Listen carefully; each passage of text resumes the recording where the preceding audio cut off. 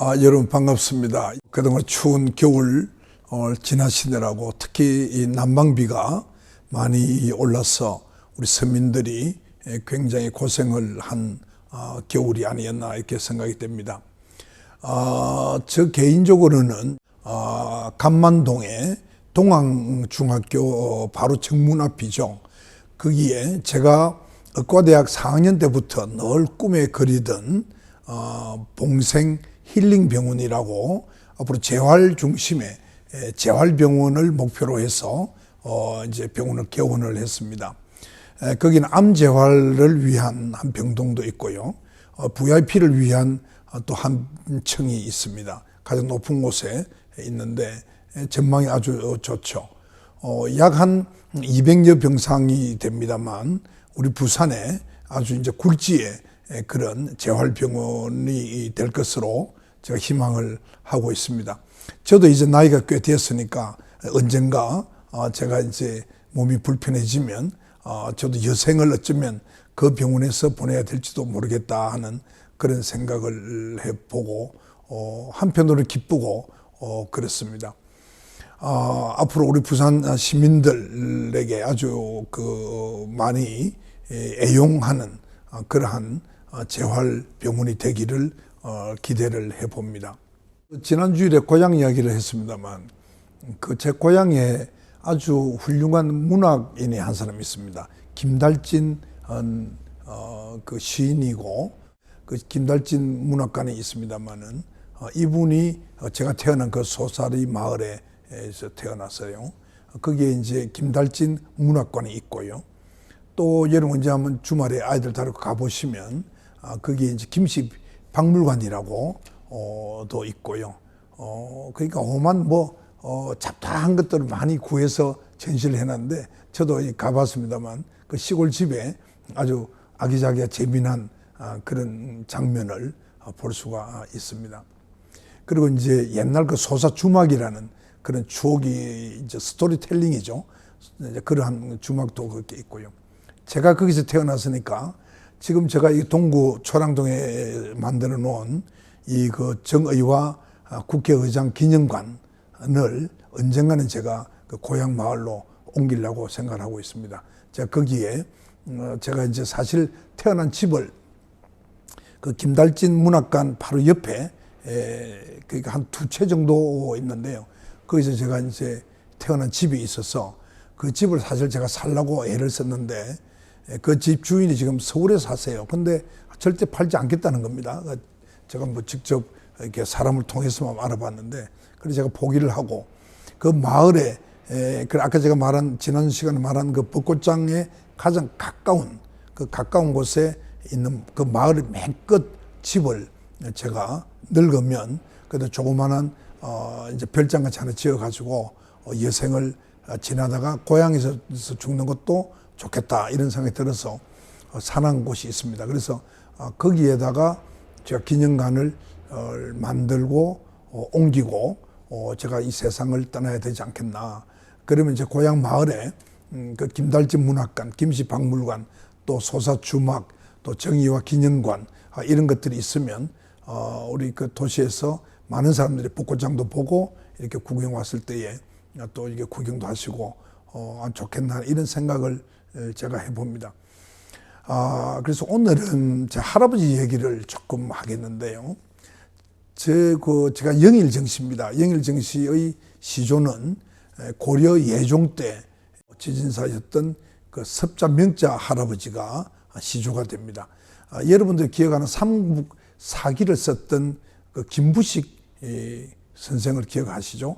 삼국 사기를 쓴 김부식 그분을 도와서 삼국 사기를 쓰는데도 많은 기여를 했다 하는 기록이 남아 있습니다. 제 조상으로는 이제 11대 할아버지가 여러분 잘 아시는 고려의 충절의 그 상징이죠. 그 이학의 조상이다. 그러니까 성리학의 조다라고 일컬어지는 그 정몽주 보은 정몽주 할아버지십니다. 제가 뭐 딴 이야기 할 필요가 없죠. 우리의 정신적인 아버지라고 그래도 과언이 아닌 그런 어른이시죠. 그리고 이제 19대에 와서 윤자 할아버지가 김해 입향조로 김해 그 생림면으로 이주를 해 오셔서 거기에서부터 이제 쭉 내려와서 제 할아버지가 28대 손이 되고 제 아버지가 29대가 되고 제가 이제 30대 손이 되는 겁니다. 그 제 할아버지 얘기를 좀 하면요. 제 할아버지는 김해 가산에서 1878년에 태어나신 것으로 기록이 되어 있습니다. 그러니까 김해 가산에서 태어났고요. 그 할아버지는 30세까지 독학을 하신 것 같아요. 그래서 사서삼경을 위시한 여러 이제 글들, 그리고 이제 이 농업에 대한 것, 그리고 의학에 대한 것, 그리고 약에 대한 것, 그리고 농사에 대한 것, 이런 책들을 30세까지 아주 두루 섭렵하셨다고 그렇게 기록을 남겼었습니다. 할아버지 그 기록은 제가 이제 아버님이 돌아가시고 난 뒤에 유품을 정리하면서 발견을 했는데, 할아버님께서 일종의 그 일기와 같은데 다 시조로서 이렇게 쓴 기록을 있는데, 그 책 이름이 여행 시집이었습니다. 제가 지난해가 제 아버님의 그 탄생 100주년이기 때문에 지난해 연말에 제가 그 정의화의 뿌리 정윤자 호자, 아버지 호는 약사입니다만 젊은 약 모래사자입니다. 그래서 약사 정윤자 호자인데, 그 할아버지의 일대기를, 아버지의 일대기를 제가 쓰면서 그 유품에서 발견한 할아버지의 그 여행 시집을 제가 아주 존경하고 사랑하는, 형제같이 지내는 서울의 한학자인 그 도정 권상호 선생님에게 부탁을 드려가지고 그것을 이제 그 한글로 그 시조를 한글로 이제 다시 번역을 해서 책을 만들었습니다. 그게 이제 이 국회의장 정의화의 뿌리라는 책인데요. 여기에 이제 제가 제 아버지의 일대기를 이제 만들었고요. 그리고 이제 제가 말씀드린 할아버지의 일대기를 초산 정순용의 여행 시집 이렇게 해서 이렇게 만들었습니다. 제가 보면 이제 제 할아버지하고 할머니의 초상화입니다. 이게 마침 연필로 이렇게 그려져 있는 것을 제가 지금 소장하고 있습니다. 그래서 이 할아버지의 이 여행 시집에 보면 아까 제가 말씀드린 대로 30세 때까지 이제 할아버지께서 한글로 번역을 한 걸 읽어보면요. 나는 경상남도 김해군, 현재 김해시입니다. 이북면 가산리에서 태어났다. 아버지의 휘의 이름, 휘는 이제 이름입니다. 휘는 원자 기자죠. 원기이고, 어머니는 경산 전시이다. 이남 이녀를 두었는데 나는 넷째이다. 막내로 태어나신 겁니다. 형의 휘는 우용인데 이남 사녀를 두었다. 이제 이렇게 쭉 되어 있고요. 그리고 이제 나도 이남이 일녀를 두었는데 장남은 장호고 차남이 윤호고 그리고 딸은 안동 권윤건에게 출가하였다. 이제 이렇게 되어 있는데요. 일찍이 내 나이 30년간에 서, 농, 의, 약, 음양 등의 책을 읽어 섭렵하지 않은 것이 없었고, 여러 군과 각각의 마을에 옮겨 살았던 곳이 여러 곳이었다. 이제 이렇게 기록이 되어 있습니다. 병인년 봄부터 봉군 하동면, 현재 대동면인데 그 당시에는 아마 하동면이라고 한 것 같습니다. 거기에 주중리에 이사 와서 산 것이 지금까지 4년이다. 그러니까 이 여행 시집을 쓰기 시작한 것은 그 주중리에서 그 서당을 경영하실 때부터 쓰신 것 같고요. 그리고 그걸 들고 이제 그 일본에 가셔서 쭉 그 시조를 쓰신 것인데, 다음에 기회가 있으면 제가 이것을 지금 비매품으로 이렇게 제가 만들었기 때문에 여러분들이 보긴 어려울 텐데, 요 다음에 제가 유튜브를 통해서 이 할아버님의 여행 시집을 소개하는 그러한 시간도 가져보도록 그렇게 하겠습니다.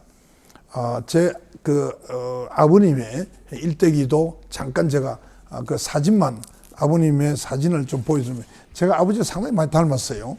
저도 가끔 이제 이렇게 술을 한잔 하거나 해서 거울을 보면 깜짝 놀랄 정도로 제 얼굴이 아버지의 모습이 그대로 담겨 있는 것을 제가 이제 이렇게 볼 수 있습니다. 이제 이 젊은 약자, 이제 모르사자죠. 약사 정윤호 일대기. 제가 아버지 상당히 많이 닮았죠. 예. 그리고 이제 이 책에는 제가 이제 우리 아이들이 읽기 쉬우라고 그 안기태 화백에게 부탁을 해서 이렇게 아버지 이제 일대기를 약 한 33페이지 정도 해가지고 안기태 화백에게 이제 의뢰를 해서 만화도 만들어 놨고요. 그리고 이제 2013년에, 그러니까 지금부터 한 10년 되죠. 10년 전에 이제 세상을 떠나 소천하신 제 어머니에 대한 부분을 또 한 3, 40페이지 이렇게 넣어 놨습니다. 그래서 이렇게 하나의 책으로 만들어서 제가 못한 효를 지난해에 어머니 아버지에 관련되는 이런 책을 만들고, 특히 또 그 할아버지의 일대기를 그 여행 시집을 좋은 훌륭한 친구의 도움으로 번역을 해서 세상에 빛을 보게 한 것을 제가 정말 기쁘게 생각하고, 이제 정말 언제 죽어도 이한이 없겠구나 하는 그런 생각을 했고요. 그 책이 나왔을 때 제가 제 할아버지를 바로 이렇게 바로 만난 것 같은 그런 아주 기쁜 순간을 맞기도 했습니다. 할아버지는 지난 시간에 이야기했듯이 제가 태어났을 때 의화라는 이름이 좋다 그렇게 하거라 라고 이제 그 증명해 주셨고요. 제가 이제 할아버지 돌아가시고 제가 아마 한 살 전인 걸로 생각이 됩니다만, 아버님 말씀이 제가 호열자에 걸린 것 같아요. 왜냐하면 이 콜레라의 특징이 뭐냐면, 책에 보면 대변이 설사가 완전히 우유와 같은 흰 떼물과 같은 그런 설사가 나오는 게 그 콜레라의 특징입니다. 제가 의과대학 다닐 때 그렇게 배웠는데요. 아마 그렇게 흰 떼물과 같은 대변을 설사를 한 모양입니다. 그래서 아버지께서 낙담을 하고 온갖 이제 아버지도 이제 할아버지에서 배웠던 그 한약을 하면서 그 시골에서 중학교 교장으로서 이제 생활도 하고, 동네 사람들 아프면 또 이제 한약도 지어주고 이렇게 하셨는데요. 그 이제 제가 이제 그렇게 되니까 아버지가 아주 간호한다고 수고가 많았는데, 그래도 너무 피곤해서 잠깐 이 오수를 앉아서 잠깐 자부는데 아버님 말씀이십니다. 할아버지가 꿈에 나타나셨다는 겁니다. 그래서 야야, 이화가 죽어가는데 애비가 지금 뭐 하고 있느냐? 인삼 얼마하고 대추 얼마하고 뭐 얼마하고 이렇게 해서 그 찹쌀에 삶아서 먹이면 될 것이다. 빨리 그렇게 하거라. 이렇게 이제 현몽을 하셨다는 겁니다. 그래서 그걸 이제 아버지가 너무나 선명해서 그대로 해가지고 죽을 쑤어서 쟤를 먹이니까 제가 결국 살았다는 겁니다. 그래서 저는 제가 태어나자 바로 돌아가시고, 그래서 제가 어쩌면 할아버지 대신 태어난 사람인가 하는 생각도 했고요. 또 할아버지가 제가 거의 뭐 100% 죽을 가능성이 있는 그런 콜레라에 걸린데도 불구하고 꿈에 현명하셔서 저를 구명해 주신 분이기 때문에 제가 이 할아버지에 대해서는 늘 제가 은혜를 잊지 않고 살아왔습니다. 어머니는 또 저보고 늘 이화야, 야야, 너는 참 할아버지를 많이 닮았다 이런 말씀을 했는데요. 저는 사실 보니까 할아버지를 닮은 것보다 아버지를 닮았는데 결국 거기 뭐 할아버지하고 그런 거 모양입니다. 근데 어머니께서는 늘 그렇게 말씀을 하셨습니다. 그래서 그 초산 할아버지의 그 여행 시집을 제가 유품에서 발견을 하고 그것을 이렇게 책자로 낸 것이 제가 2022년에 제가 정말 그 할아버지에게도 그 감사함을 그 보답한 것 같은 그런 참 저로서는 기쁜 순간을 가지게 되었습니다. 제 할아버님은 16살에 영남 그 백일장이 밀양했다고 그러는데요. 거기서 장훈급제를 하셔서 성인이 되고 18살 때 진사가 된 것으로 들었습니다. 그리고 20살 때 양산 군수를 제수를 받고 단발령 때문에 머리를 자를 수는 없다. 그래서 양산 군수도 이제 마다하고 다시 고향으로 도망왔다 하는 그런 얘기도 제가 들었습니다만, 제가 의장이 되고 나서 그 자료를 한번 찾아보려고 했는데 제가 결국은 찾지를 못했습니다. 아무튼 그 할아버지는 그렇게 해서 일본에서 한약도 하시고 시조를 쭉 지으셔서 많은 일본에 그 오신 우리 한학자들과 교류를 한 것을 그 여행 시집에 보면 나와 있고요. 그 마지막 시를 제가 소개하는 것으로서 오늘 할아버지 얘기는 제가 줄이도록 하고, 다음 시간에 제가 아버님과 어머니에 대한 이야기를 다시 하도록 그렇게 하겠습니다. 제가 잠깐 그 책을 참 찾아보겠습니다. 이게 이제 마지막 장인데요. 할아버지의 그 여행 시집의 마지막 이제 면인데요. 이렇게 할아버지가 이제 썼습니다.